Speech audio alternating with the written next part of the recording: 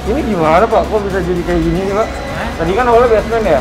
Ini kan Iya betul, parkiran ya? parkir sepeda motor dinas lah gitu. Kok jadi kafe gini ya Pak?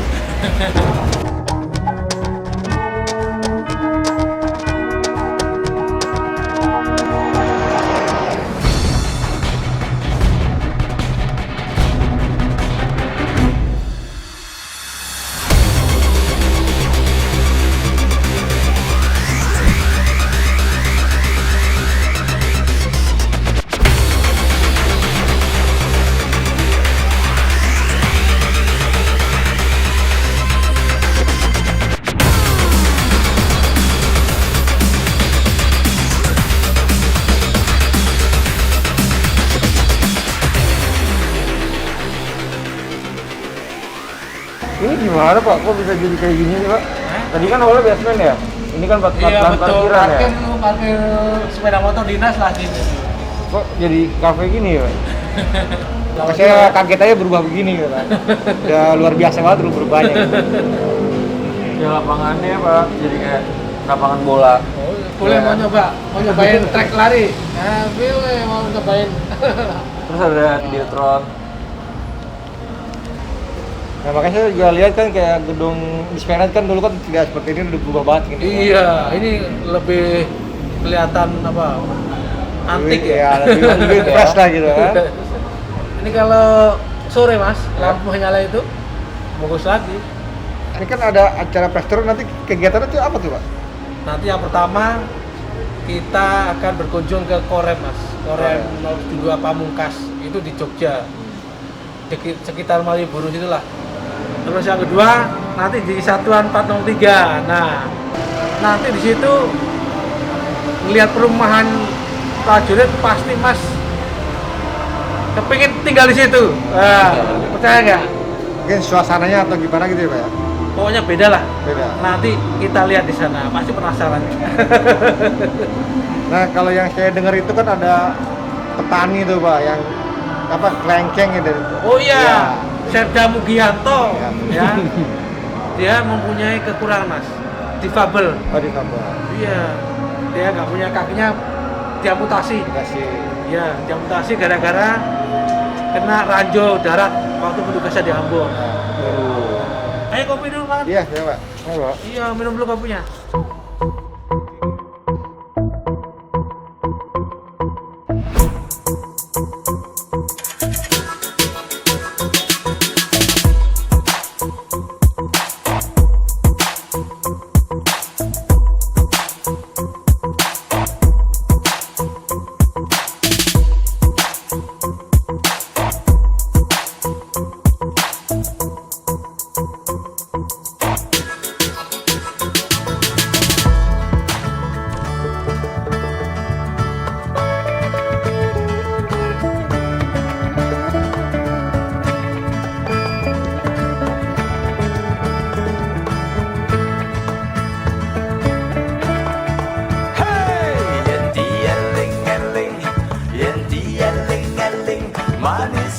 Ora iso ilang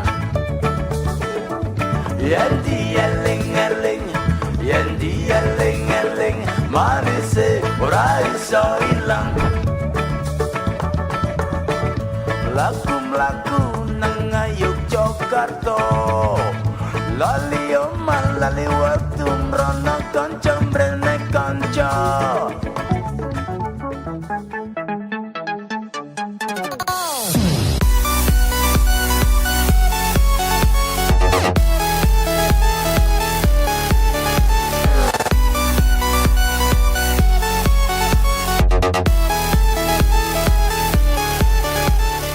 Waktu senam kemarin Om dari belakang itu maju terus ke depan itu Gimana ceritanya? kenapa itu? Ada apa tuh? Ada apa ya? Itu Pemandangan indah di depan apa gimana itu? semuanya indah. Kita dapat olahraga. Bukan yang instrukturnya. Bukan. Itu bagian dari itu semua. Tapi kita memberikan suatu kesegaran untuk berolahraga kan. Selama ini kita sibuk dengan meliput, merokok, ngopi, ngetik berita, lupa olahraga. Ini saatnya. Itu yang penting.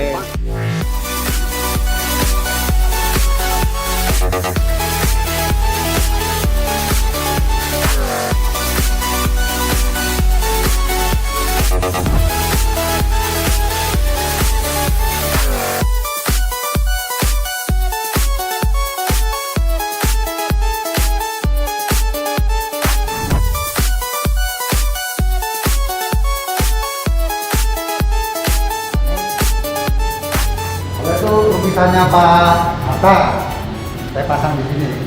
Bersama Pak Danrem, Pak Sesdis Penerangan, kita masuk ke ruangan yang pernah menjadi tempat kerja Bung Hatta tahun 49 sampai 1950 ketika ibu kota negara pindah ke Yogyakarta. Apa yang ada di Korem, maksudnya gedung dan bangunan waktu saya masuk di Korem, saya merasa bahwa saya kembali kepada masa itu ya. Nah, jadi kondisi gedung dan apa yang mungkin yang sudah difasilitasi yang Bapak kasih sendiri kan, jadi Korem itu bentuknya seperti itu dengan awal mulanya seperti itu. Nah, jadi gambaran-gambaran seperti itu tuh saya merasa bahwa saya kembali ke zaman itu. Pak Danrem kemarin juga cerita kalau ruangan itu sekarang jadi ruangan dia. Akhirnya terinspirasilah dia untuk saya kerja kayak dilihat sama Pak Hatta nih. Jadi mau nggak mau saya harus seperti Pak Hatta inginkan. Nah, saya gambarkan ruangan itu. Saya kemarin ngelihatin ruangan itu jadi merasa bahwa begini dulu kerjanya Pak Hatta ya. Jadi tamu-tamu yang berkunjung itu seperti ini.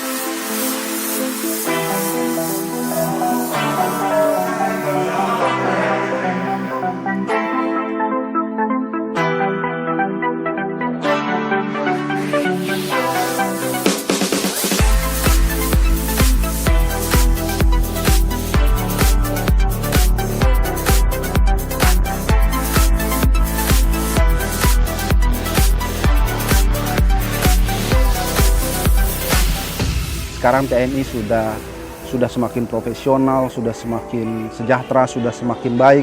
Baraknya sudah baik, terus infrastruktur hunian mereka juga baik. Walaupun saat ini sebagian mereka di antara mereka itu sedang berada di daerah-daerah tugas yang berbahaya. Tentu kita berharap setelah mereka kembali, mereka bisa menikmati rumah baru, hunian baru, barak baru, dan bisa semakin profesional dalam menjalankan tugas ini.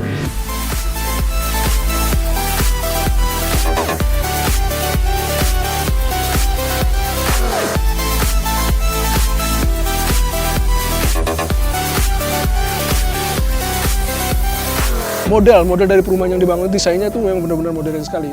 Jadi merasa bahwa saya kayak membeli rumah baru. Jadi bukan, padahal sebenarnya itu desain yang sederhana, yang sebenarnya sudah awalnya sudah terbentuk seperti itu, tapi didesain jadi modelnya seperti modern seperti itu. Jadi rumah bekas didesain jadi modern. Itu yang menurut saya yang sebenarnya bagus sekali sistem desain yang dibuat oleh Bapak Kasat.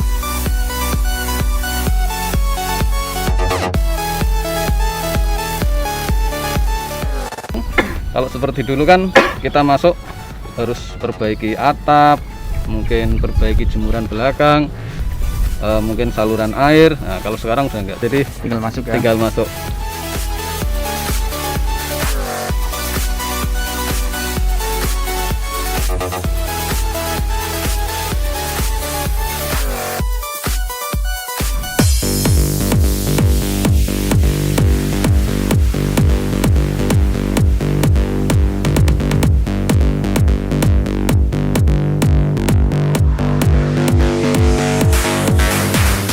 Di museum yang paling terkesan itu kita bisa melihat senjata-senjata yang zaman dahulu yang digunakan ya kan. Di situ juga ada senjata yang udah lawas banget, yang ada yang juga dari bekas digunakan dalam peperangan-peperangan gitu kan.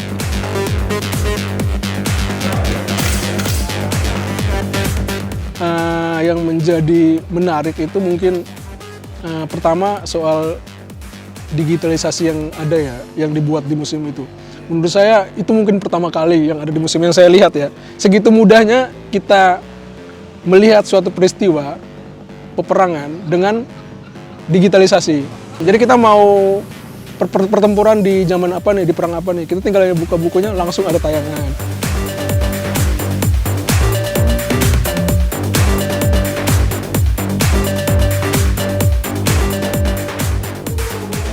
Senjata berbagai jenis kita lihat di museum, termasuk peran RRI juga di situ ada. Itu satu.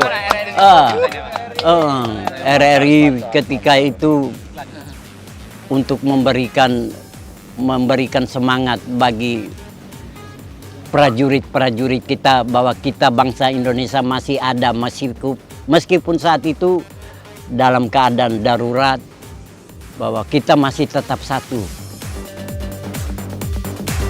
Bunker TNI Angkatan Darat, toh museumnya.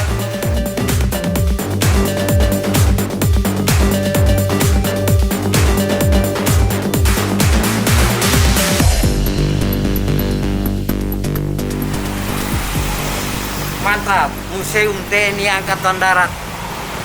Kita siap mengekspos agar generasi muda Indonesia perlu mengetahui sejarah perjuangan oleh TNI Angkatan Darat dalam mempertahankan kedaulatan negara kesatuan Republik Indonesia. Bahwa ada bunker di bawah ini yang perlu kita ketahui.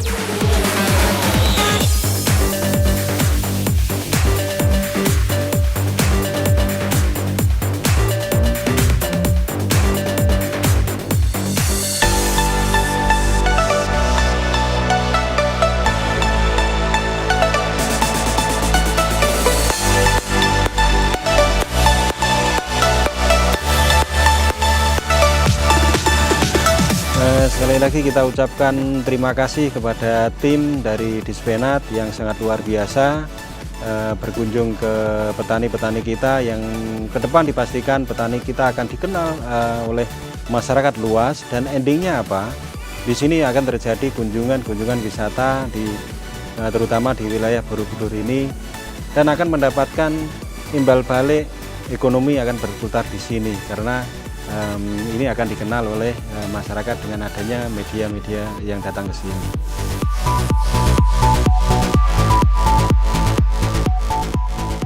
Buat saya ini hal yang baru sebetulnya. Kedatangan wartawan dengan jumlah yang banyak itu hal yang baru, tapi juga menarik buat saya. Saya juga sebetulnya ingin memperkenalkan untuk jadi petani itu menyenangkan. Sekarang generasi muda jarang yang mau jadi petani. Kalau emang petani menyenangkan, anak muda pasti juga mau kok.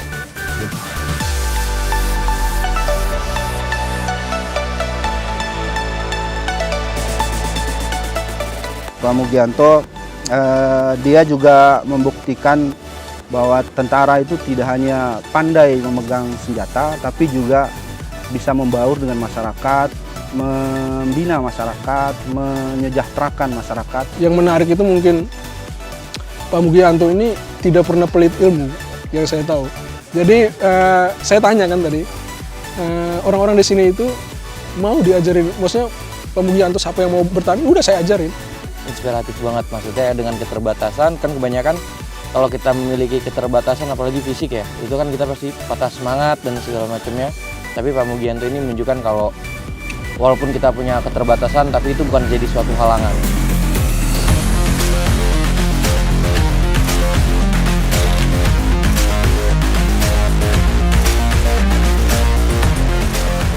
Saya senang sekali nih, pertama mungkin kedekatan antara kami wartawan dengan bapak-bapak TNI yang ada di Dispenat ini akrab sekali.